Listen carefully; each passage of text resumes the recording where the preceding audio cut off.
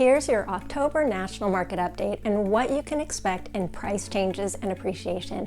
Hi, I'm Leslie with Lesli Koontz Real Estate, brokered by Vista Sotheby's International Realty right here in the South Bay.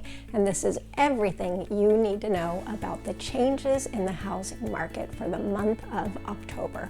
Calculated risk concludes that the annual growth rate of 19.7% is probably close to a peak, and that the year-over-year price increases will slow down as the year continues. Closings are set to decline roughly 10% year over year in the second half of 2021, and home price appreciation is on the cusp of flipping to a decelerating trend. Again, there will be an appreciation trend, just at a slower, more moderate rate than what we've been seeing in the previous months.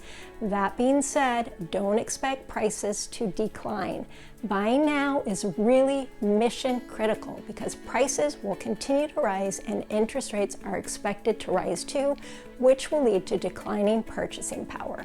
In a normal market, fall is usually the start of a slower season, but we all know that this has not been a normal market. Nationally, potential buyers are seeing a slight rise in inventory while mortgage applications jumped over 7%, which is the highest level we've seen since April. It may seem like things are slowing down, but this is only because the last 2 years have not been normal. However, 2019 was the last normal year, and we're already doing better in existing home sales in comparison. When will the number of listings peak? There are 3 reasons professionals like me think listings will continue to increase throughout the fall and into the winter months.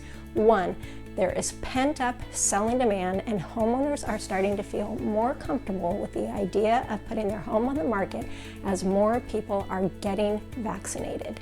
Therefore, having people into their homes for open houses or property tours is less of a potential risk.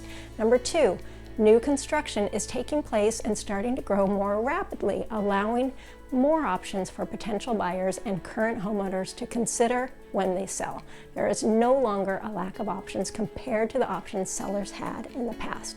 And number 3, it's the end of the forbearance period, and that is creating new listings. Now, we're not expecting this to lead to a wave of foreclosures because homeowners today, with the crazy explosion of equity growth, will be able to sell their homes and have enough equity to more than cover the expenses of actually selling.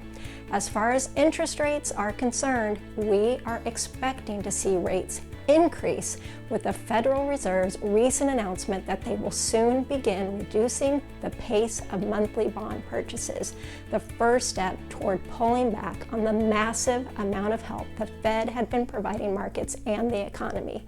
If you have any questions, I know that was a lot, I'm always available to help.